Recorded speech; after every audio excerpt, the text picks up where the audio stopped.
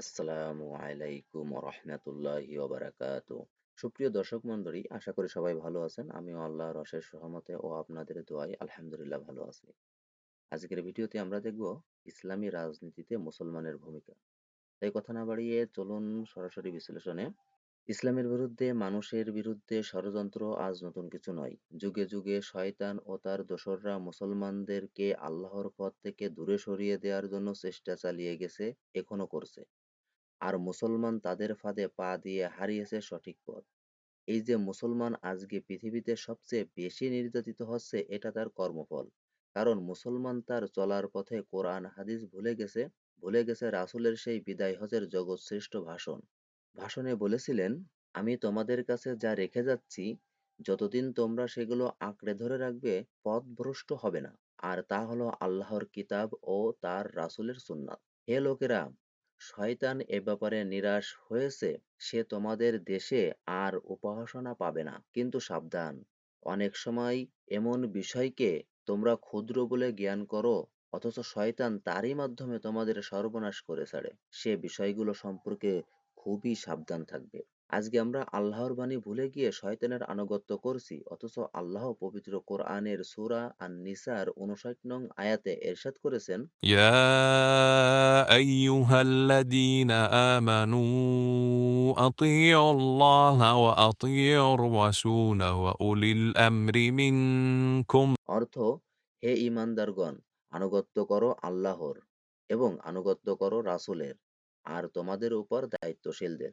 এখন আপনি যে নেতার আনুগত্য করছেন, তিনি কি আল্লাহ এবং রাসূলের আনুগত্য করছেন? তিনি যে রাজনৈতিক মতাদর্শের অনুসারী, সেটা কি আল্লাহ ও রাসূল সাল্লাল্লাহু আলাইহি সাল্লাম নির্দেশিত পথে?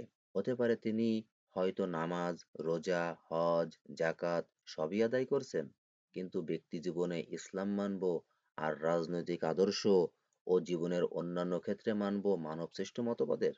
এমন অনুসারী ব্যক্তিদের আল্লাহ হুঁশিয়ার করে দিয়ে বলেন, أفتؤمنون ببعض الكتاب وتكفرون ببعض فما جزاء من يفعل ذلك منكم إلا خزي في الحياة الدنيا ويوم القيامة يردون إلى أشد العذاب وما الله بغافل عما تعملون অর্থ, তাহলে কি তোমরা কিতাবের একটি অংশের উপর ঈমান আনছো এবং অন্য অংশের সাথে কুফরি করছো?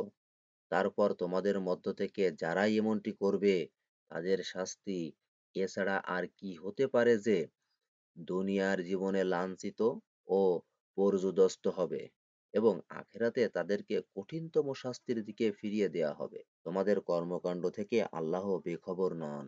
আল বাকারা ৮৫।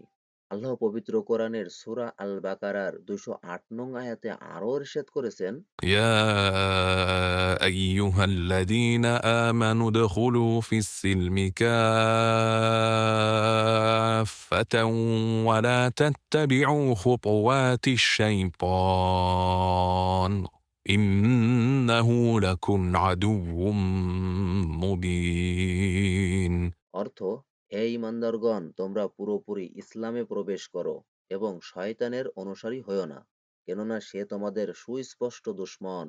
إن الدين عند الله الإسلام وما اختلف الذين أوتوا الكتاب إلا من بعد ما جاءهم العلم بغيا بينهم ومن يكفر بآيات الله فإن الله سريع الحساب অর্থ, নিশ্চয়ই ইসলামই আল্লাহর নিকট একমাত্র মনোনীত দিন, আর যাদেরকে কিতাব দেয়া হয়েছিল তারা কেবলমাত্র পরস্পর বিদ্বেষবশত তাদের নিকট জ্ঞান আসার পরও তাদের মধ্যে মতানৈক্য ঘটিয়েছিল। আর কেউ আল্লাহর নির্দেশসমূহকে অস্বীকার করে, সে জেনে রাখুক যে নিশ্চয়ই আল্লাহ দ্রুত হিসাব গ্রহণকারী। সূরা আলে ইমরান ১৯। বর্তমানে বাংলাদেশে ১০০ জনের মধ্যে প্রায় ৯৩ জন মুসলমানের বসবাস। দাবি হলো, এই ৯৩% মুসলমানের দেশে ইসলামী নিয়ম নীতি এবং কোরআনের আইন অনুযায়ী চলবে দেশ। ইতিহাস বলে দেশে যখন ইসলামী কায়দায় চলতো তখন মানুষ এমনকি পশু-পাখিও শান্তিতে বসবাস করত। এজন্য ইসলামী বিশেষজ্ঞ বা স্কলারদের মত, মুসলমানের জন্য ইসলামী রাজনীতি ব্যতীত অন্য রাজনীতি করা হারাম, হারাম এবং হারাম। একজন ইসলামী বড় দলের রাজনীতিবিদের কথা, no Awami League, no BNP, Islam is the best. যদি নিজেকে মুসলিম হিসেবে দাবি করেন এবং জাহান্নামের আযাব থেকে নিজেকে বাঁচাতে চান, তাহলে ফিরে আসুন আল্লাহ ও তার রাসূলের দিকে। আওয়াজ তুলুন শয়তানের দোসরদের বিরুদ্ধে। আল্লাহ আমাদের হেদায়েত দান করুন, কোরআন বোঝার তৌফিক দান করুন। আমিন। সর্বশেষে আমাদের সচেতন হতে হবে এবং সকল তাগুদে শক্তি ও মানবরচিত তন্ত্রমন্ত্র বাদ দিয়ে ইসলামী রাজনীতিতে প্রবেশ করতে হবে। কারণ একমাত্র ইসলামী ব্যক্তি জীবনে, পারিবারিক জীবনে, সামাজিক জীবনে, রাষ্ট্রীয় জীবনে এবং আন্তর্জাতিক জীবনে অনাবিল শান্তির সুবাতাস বয়ে আনতে পারে। আমাদের এই বাংলাদেশে হকপন্থী ইসলামী দল খুঁজে তাদের সাথে জুড়ে মিলে বাংলাদেশের রাষ্ট্রীয় ক্ষমতা ইসলামকে প্রতিষ্ঠা করার চেষ্টা করা। আর এই চেষ্টা করা ফরজ। আজ এই পর্যন্ত, দেখা হবে আগামী ভিডিওতে। আমাদের ভিডিওটি ভালো লাগলে লাইক করুন আর কমেন্ট করে আপনার মূল্যবান মতামত জানাতে ভুলবেন না এবং চ্যানেলটিকে সাবস্ক্রাইব করে বেল বাটনটি বাজিয়ে রাখুন যাতে সবার আগে ভিডিওটি পেতে পারেন। ধন্যবাদ।